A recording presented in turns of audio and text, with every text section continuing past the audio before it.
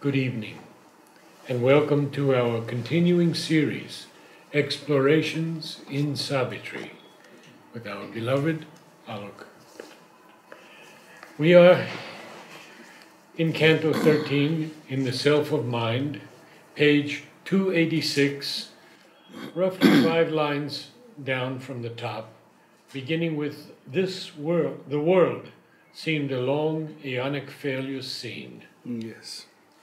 And the line above is stage for the comedy of ignorance. You see, it's nothing else but ignorance at play. So, in this self of mind, though, with a capital S, is a shelf in the vast panorama of the infinite.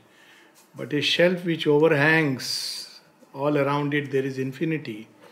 And below it, it can look at creation as it seems from that poise, as if it's nothing else but a self-sustaining movement of nature which has emerged from the mind and has no real substantial substance within it. So one cannot, while in this poise, cannot understand the real sense, meaning, purpose, direction, if any. So one can well understand the experience of those who went here and they declared that the world is basically a play of illusion, it's a creation of the mind, Maya. These are different words. But essentially the experience here is the essential unreality of the world. So No feeling of oneness. No, oneness is, not even the one. It's nothingness actually. So the one comes later when Sri Aurobindo speaks of the unknowable. Then we have the experience of the one. So what does the world look like from this poise, this vantage point? The world seemed a long, aeonic failures scene. All sterile grew. No base was left secure. So Sri Aurobindo uses the word sterile. So there is nothing which is going to come. The whole creative urge is as if not there. There is no real creative urge. It's just a events, situations, circumstances, all are rolling ceaselessly in a meaningless circle of nature, not unfolding. Unfolding is where Sri Aurobindo comes in with the unfolding of the divine Leela. Assailed by the edge of the convicting beam, the skeptic ray, which he has described, the convicting beam which looks upon creation, and what does it say? The builder reason lost her confidence in the successful sleight and turn of thought that makes the soul the prisoner of a phrase. That's why we see repeatedly, even in the Gita, and Sri Aurobindo has written a whole essay on this. The interpretation of scriptures is Sri Aurobindo has written a whole article on that. It's there in Essays in Philosophy and Yoga or Essays Divine and Human, one of the two. And the Gita and the synthesis, Sri Aurobindo reminds us to go beyond the word. The Gita, the phrase is Sabda Brahma Ati Vartate. So don't become a prisoner of a web of phrases, however high they may seem. Because otherwise you will keep on with the interpreting mind churning yourself around. But lose the inner sense that comes by the awakening of intuition. So that's what is important. Now these words are powerful, helpful, important. They have their own role. But don't make them the primary. And that's how those who realize go beyond it. So the same truth they can say in very different words. That's what we see in Sri Aurobindo in Savitri. Its highest wisdom was a brilliant guess. Its mighty structured science of the worlds, a passing light on beings' surfaces. Beings' surfaces. There was nothing there but a schema drawn by sense, a substitute for eternal mystery. So the real thing was always a mystery. It's like a scheme, a provisional picture, an image, like, those who make it on the drawing building. But that is the schema. The drawing does not say who is going to be the occupant of the house. It's a schema. The body is the instrument of the soul. That knowledge is not here. It is just a meaningless, birth and death. A scroll figure of reality, a plan and elevation by the architect word imposed upon the semblance of time. See, this scroll figure of reality, literally, if you look at some of those algebra equations which try to capture the profound truths in those terms, scrawled figure of reality. Somebody has just scrawled something, and and like an elevation, like architects do it. So all the images that there is the plan, there is the building, there is the image, but why it has been built, for whose purpose, and who has built it, that is not there. So it's like we have here the word. Yes. And Mother says words fail us. Yeah. So this is the vibration which has created this whole thing. Wherever the word comes with a capital W, it means that essentially existence, self was shadowed by a doubt, because this is what we know as existence, mind, vital and the physical. So when that itself becomes unsubstantial, as if there is nothing in it, so then it's a doubtful thing itself. And then these two images are very interesting. Sri Aurobindo has used these images, almost it seemed a lotus leaf afloat on a nude pool of cosmic nothingness. The complementary canto, we will see cosmic consciousness. And remember what is this lotus pool and lotus leaf on a nude pool of cosmic nothingness? This is the image which comes in the Bhagavad Puran. And this image, there it is used the word banyan leaf. Banana leaf or banyan leaf. Banana leaf. Here Sri Aurobindo used the word lotus leaf, which is far more appropriate.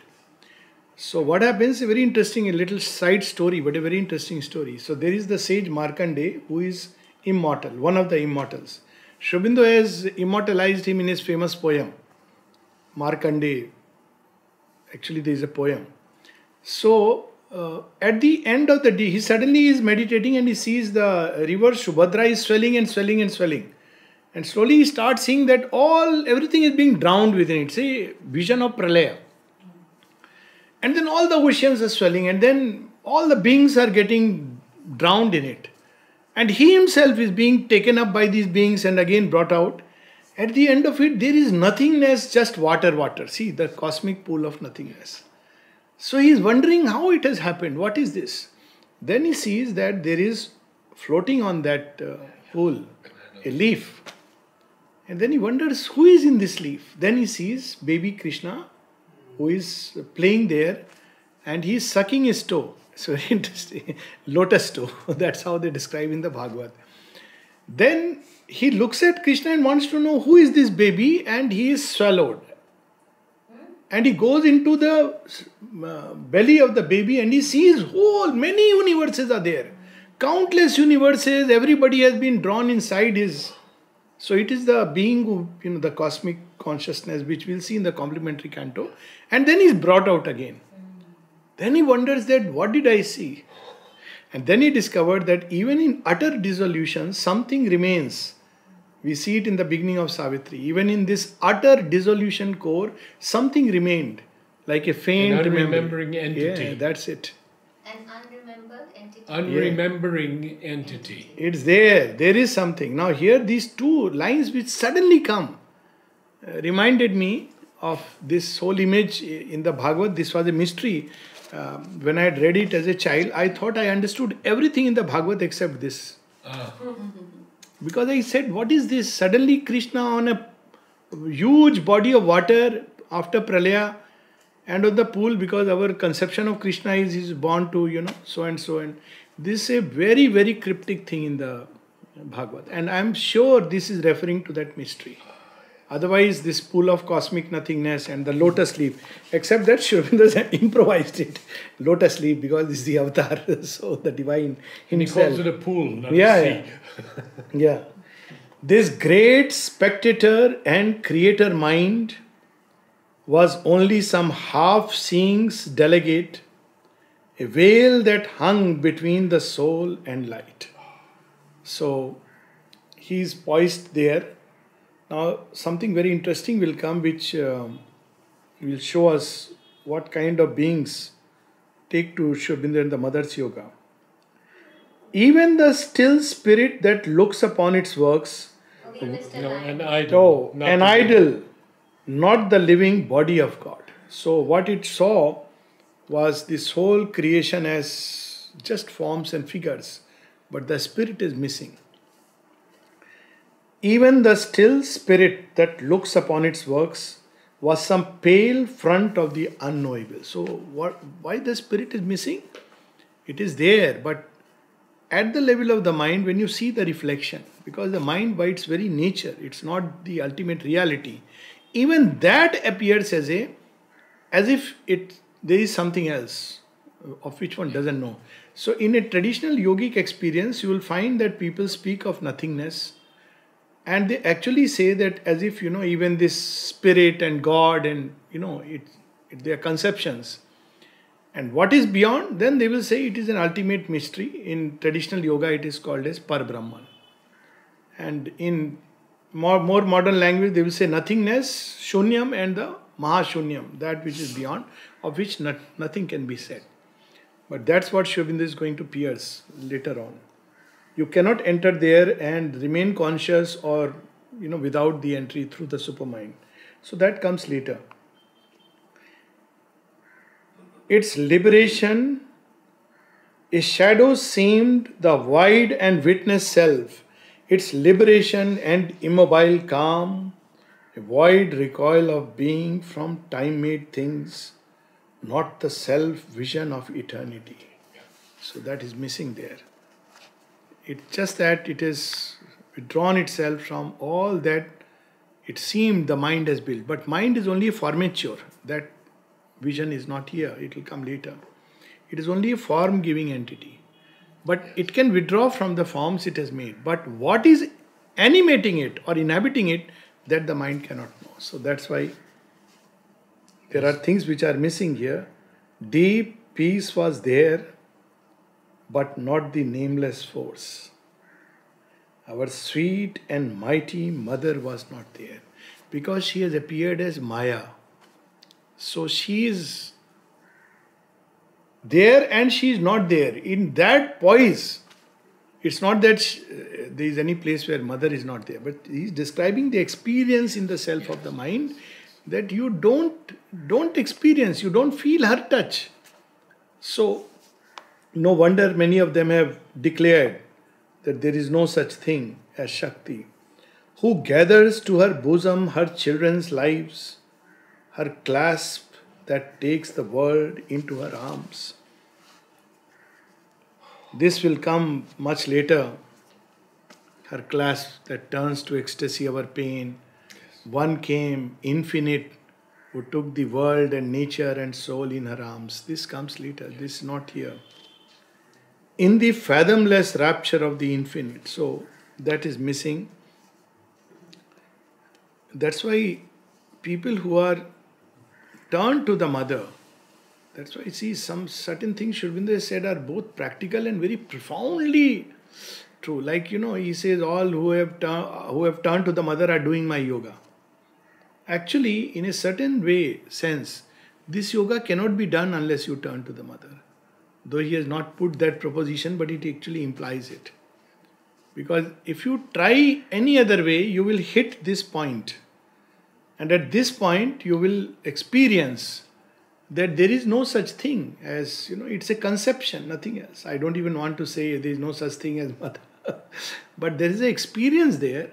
That whole nature is gone. There is no power. There is no play of the divine Shakti anywhere. Sri Aurobindo does say that by tapasya, it's a long and difficult road. Absolutely. And you can get stuck in any of these planes. Yes, yes. But if you turn to the Divine Mother, Yes. because she will take you, Exactly. and you will feel a presence through all the experiences, and you seek her, so you can't remain stuck here, because you will want her. The bliss that is creation's splendid grain, so that is also missing there. Or the white passion of God ecstasy that laughs in the blaze of the boundless heart of love. So he's telling us what all is missing here. So we can make a choice. We have the peace. We have the silence. But this silence is not yet filled, to put it in another way, by the rapture of the infinite, the Ananda. Yes. The Ananda is the creative force of the divine. Yes. And the love, that blazing love, which awakens us, inspires us, labors within us to carry us on this great journey. That's why those who reach there suddenly feel there is nothing further to go. It's like a cul-de-sac, you feel all around and there is infinity. And now he tells us what has to be done. Yes. And this is the difference between an greater- ordinary seeker and somebody who takes to this yoga. A greater spirit than the self of mind must answer to the questioning of his soul. Yeah. When yoga is done out of mental curiosity, it reaches here and that's the end of it. When it is done to have some experience of liberation or nirvana, see, in liberation there is no real seeking of the soul. Seeking of the soul is why creation? Why all this drama? Why this play if at the end you have to just withdraw from the play? Why all this misery and suffering if at the end God says, I made you to suffer so that you can pray to me? How absurd it is. And you are supposed to pray to Him and worship Him. It's horrifying. He created a whole, and then at the end to rub salt on your injury. Oh, all this is an illusion. So, I remember somebody told me long back, like, oh, it's all an illusion. I said, okay, come, I'll ask you one thing. If I prick a pin into your skin, you say it's an illusion. There are people out there actually experiencing this pain and suffering. Okay, in a certain poise of consciousness, you can be free. But there are people who actually experience it, who condemned them to this state.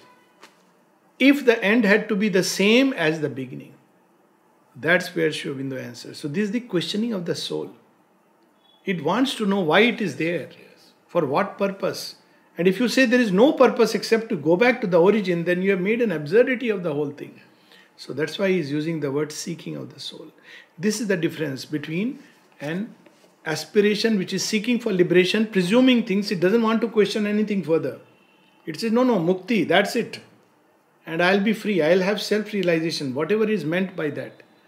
But there is something greater, a greater spirit than the self of mind must answer to the questioning of his soul. This is the aspiration. For here was no firm clue and no sure road. High climbing pathways seized in the unknown. An artist's sight constructed the beyond. In contrary patterns and conflicting hues, a part experience fragmented the whole. So it fragments, there is nature and there is the self. And what is nature? It's a illusory unfolding. The mind has projected it like a spider brings the web out of its body. That's how it is. And once it comes, it's an independent reality. It cannot absorb it back. So that is how it is explained. Constructed the beyond. Yeah. He looked above, but all was blank and still. A sapphire firmament of abstract thought escaped into a formless vacancy. So this is where thought becomes abstract and it stops having a hold on concrete things because it does away with that. And the beauty of Sri Aurobindo is at whatever plane of consciousness is at once in touch with the earthly real and the divinely whole. That is the beauty. Even when Ashupati is face to face with the Divine Mother, he speaks of the earth and the problem and the people here. Because he sees in one whole. But an abstraction of thought does away with it. Sometimes strange ways. I was in some of these videos which come on the WhatsApp and people accept those things as true. I heard recently some great being saying, the only reality is that you are alive. You are alive. So if by alive he meant physically. As if you are not alive when you leave the body. As if love has no reality. People give their life for the sake of love. You can't belittle it by saying the only thing that matters is the only truth that you are alive. Imagine you are alive without knowledge, without love, without truth. That life is being condemned. It's not a blessing. So that's because thought cannot hold this. So it tries to enter into a state of abstraction. He says to the divine, mission to earth. Yes. Some living form. Yes, of even thee. there he is praying for earth. Yes. He looked below, but all was dark and mute. A noise was heard between of thought and prayer, a strife, a labor without end or pause. A vain and ignorant seeking raised its voice. So when you enter this state, even prayer seems meaningless. There is nobody really to pray. So you use prayer sometime, but only as a scaffolding. Beyond it, it ceases. But Ashupati prays even at the doorstep of the highest. A rumor and a movement and a call, a foaming mass, a cry innumerable, rolled ever upon the ocean surge of life, along the coasts of mortal ignorance. So then the whole thing is done away with. There is no substance or reality. So whole thing is seen in one single block as a meaningless illusion. On its unstable and enormous breast, beings and forces, forms, ideas like waves, jostled for figure and supremacy, and rose and sank and rose again in time, and at the bottom of the sleepless stir, in nothingness, parent of the struggling worlds. So this is the cosmic nothingness. Next will be the cosmic spirit. So these two cantos will go as a complementary. So that is the vivid experience he is describing, where everything, whole creation, civilizations, ascending, descending, going down, pralaya and re-emerging, all these appeared simply as waves rolling again and again in terms of time, but with no deeper meaning or sense to it. Even not just physical beings, even gods, the titans, all these beings in different worlds, the vital world, the mental world, even it comes after the greater mind. So even the gods of that mind, high gods, even they appear as if they are all in that great giant circle which is ending in nothingness. Your mother says, I'm doing a series on that right now. She says the gods are also limited. Yes. Because they don't see the oneness. Yes. They exactly. argue amongst Yeah. themselves. Oh, they quarrel. We have contaminated some bad qualities from them, or they from us, we don't know. But the buck must pass to the originator. So, though it ends here, that's the problem. The buck ends here because the Supreme is here. So, only they have other issues, we have other issues. A huge creator death, a mystic void, forever sustaining the irrational cry, forever excluding the supernal word, motionless, refusing question and response, reposed beneath the voices and the march, the dim inconscience, dumb incertitude. You may or may not be aware actually, because I have dabbled into many things by way of reading and understanding. So there is a whole philosophy. It's called the path of the saint, Sant Mat. So they actually say this creation is a creation of Kal. It's death that has created it. So don't deal with it. So if you ask them any questions about why, what, they'll say, no, all these questions have no meaning. You meditate, you will get free from it. So the questions are done away with. It's like cutting the knot and not opening it. So this is how one understands. There is no response to your questions. Reposed beneath the voices and the march, the dim inconscience, dumb incertitude, two firmaments of darkness and of light opposed their limits to the spirit's walk. So this remained dark and that remains luminous. So you now pass into it after death or whatever, and that's the end of the journey. But what that is inside the light, you can't come back to say. This is what great mystics have said, that this is creation, ignorant movement, and there is the light. You can go into that realm and be done with.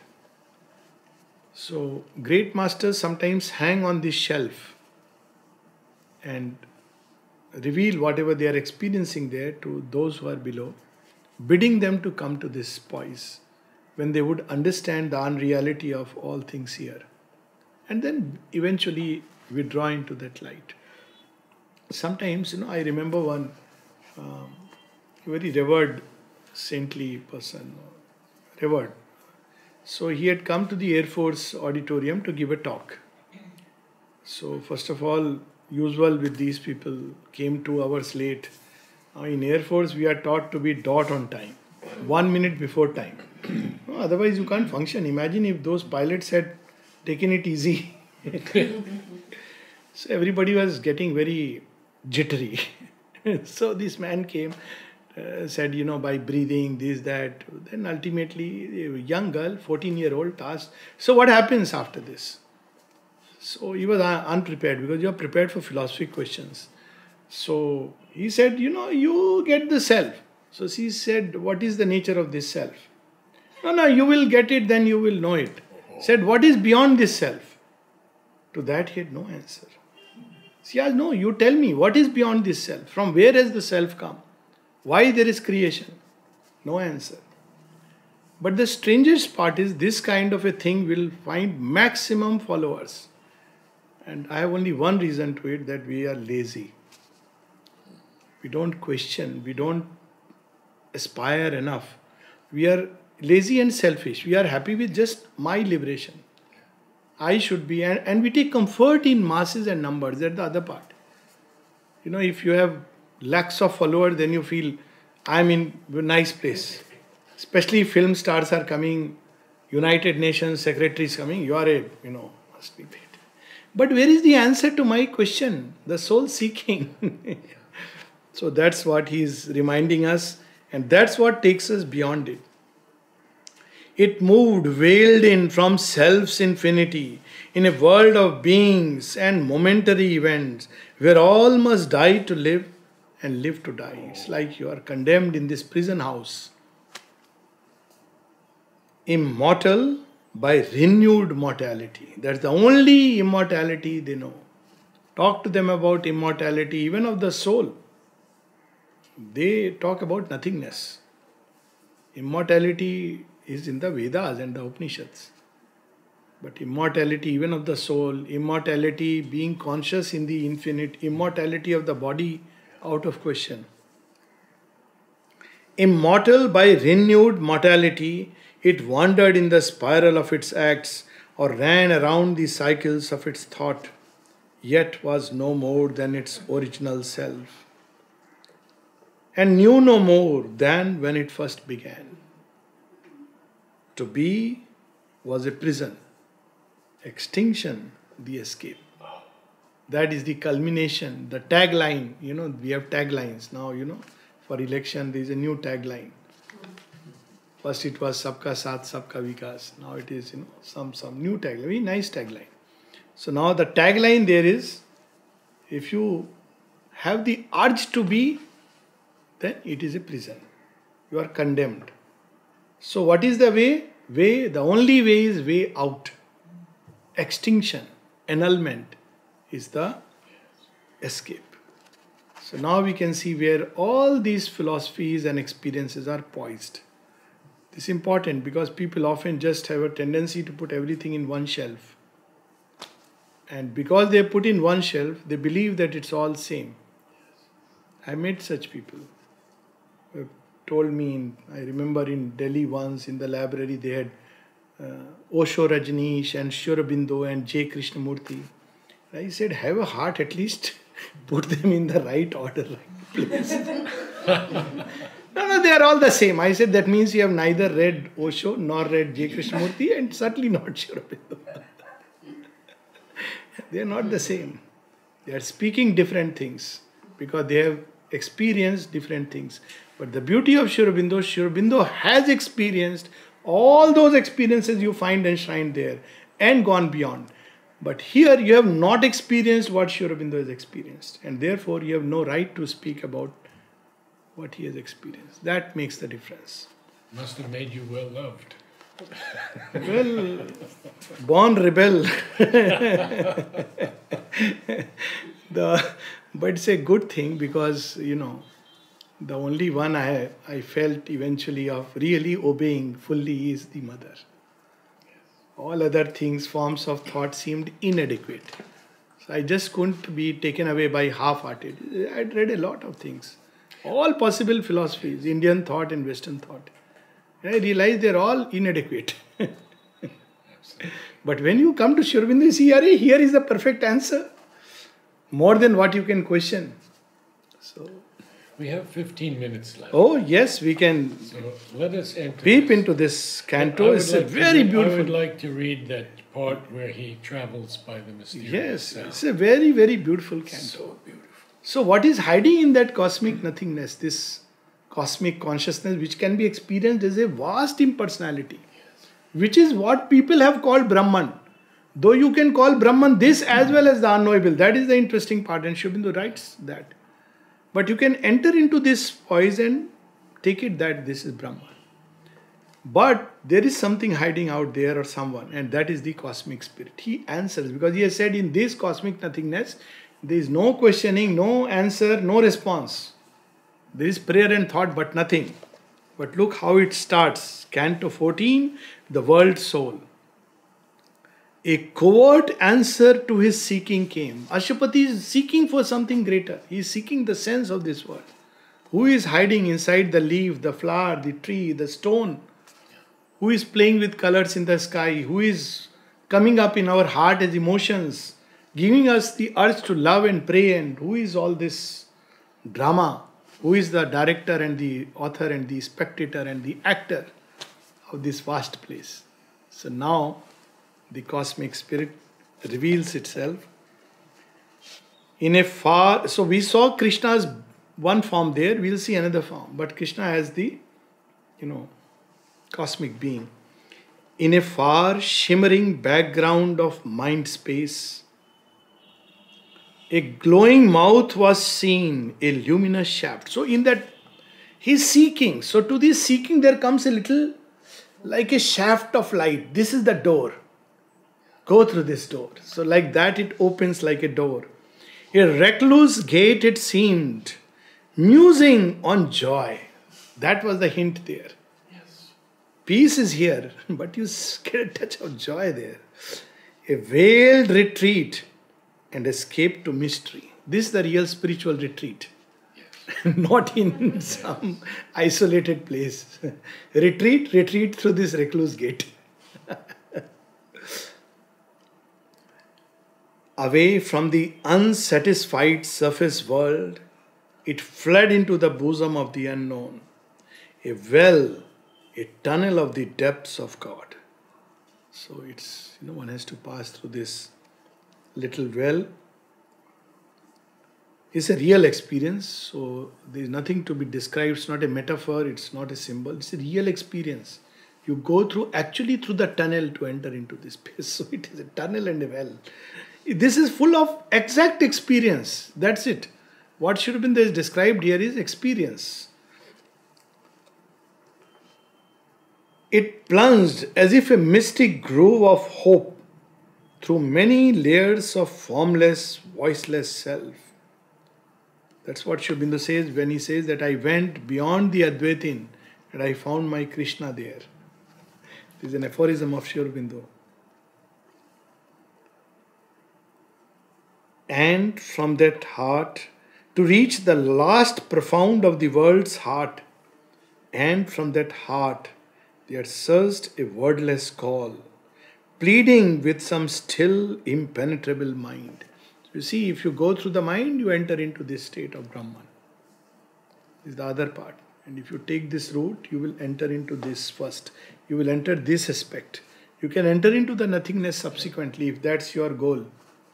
But if you go through the mind, you enter into this abstraction and you can be content there.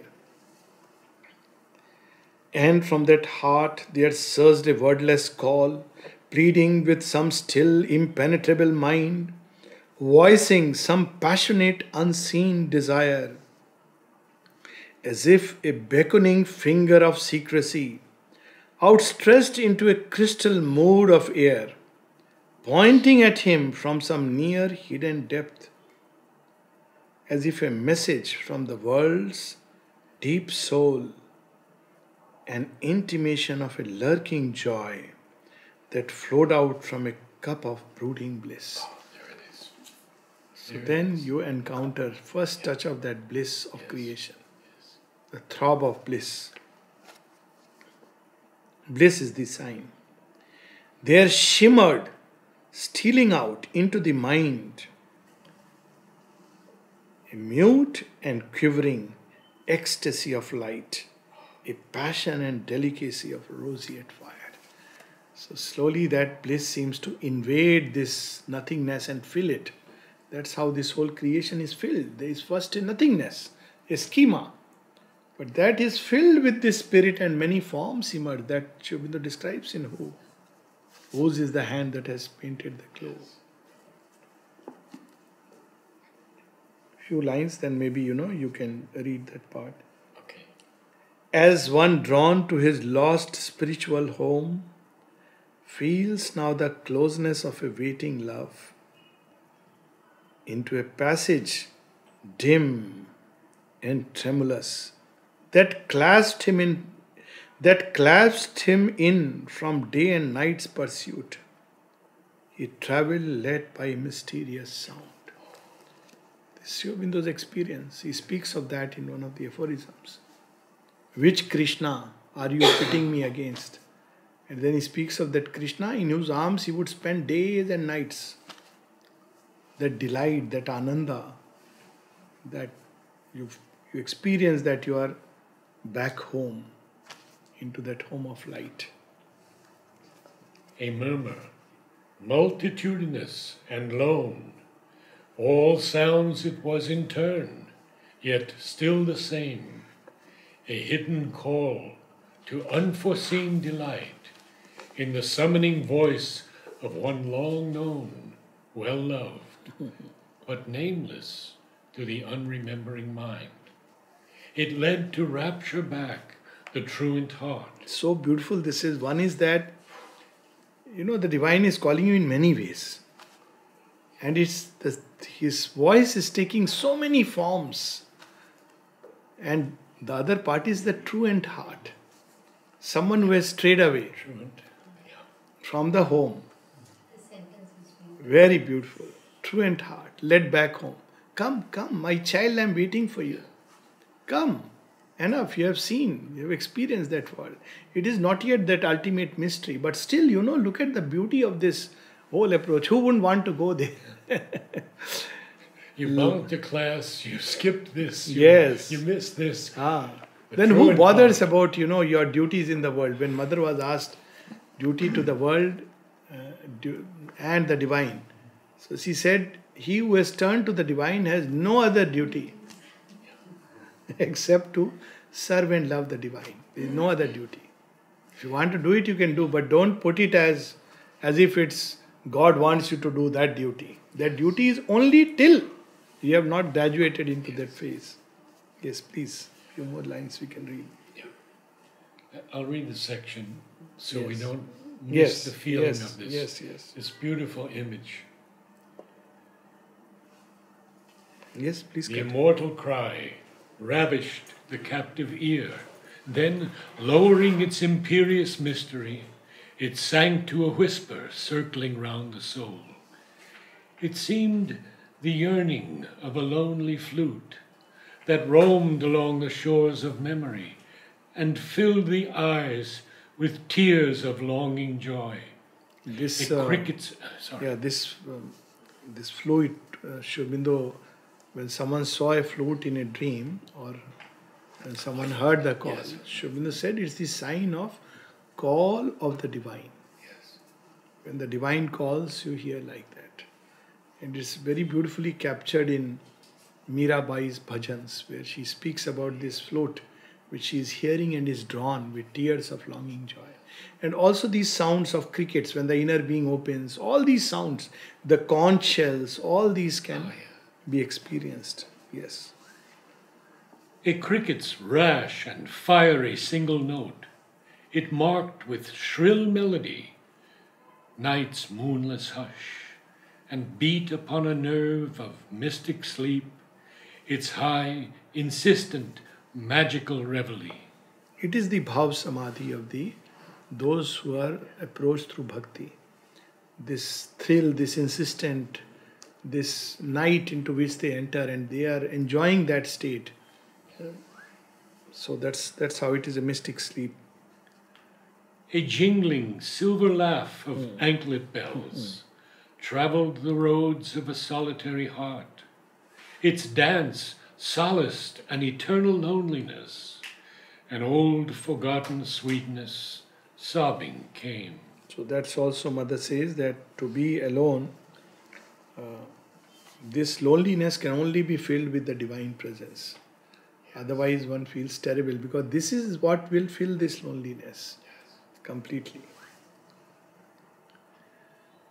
Its dance. Or from a far, harmonious distance heard the tinkling pace of a long caravan, it seemed at times, or a vast forest's hymn, the solemn reminder of a temple gong, a bee croon, honey drunk in summer isles, ardent with ecstasy in a slumbrous noon, or the far anthem of a pilgrim sea. So these are the many kinds of sounds that one hears in the inner being when one is approaching that state of cosmic spirit. And it can also translate itself in another way through states of consciousness, tears of longing joy. So it can take that form. So all these experiences slow beautifully, the temple gong. And now one can see that many of these images that we see, for example in temples, churches, all these places, are basically symbols of inner mystic experiences. So you have the gong, you have the conch shell, you have the bells. different bells. And this far, that caravan, I don't know, actually as a child in a village, in Indian villages, you could actually hear when those bullock carts will go in a, they won't go alone because sometimes they may be waylaid. So there would be 5-6 of them going, and you hear those all these bullocks were tied with those little bells. So when they are going, they are making that ting ting ting ting sound. From far you hear, and sometimes they would be singing a song. Here it's like a hymn if the sages are going in a forest, and that's the hum you hear, or the bee, honey, drunk bee crooning, and all these are sounds that you hear. Or the far anthem of a pilgrim sea. And you can also actually smell all these subtle senses. So he says, an incense floated in the quivering air. You can actually smell. Even Mother and Sri Aurobindo's presence, you can know by the smell.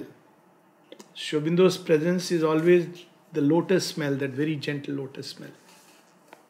Then if you are in the presence of someone who is, if these senses are developed, who has purified his being, you get a jasmine smell.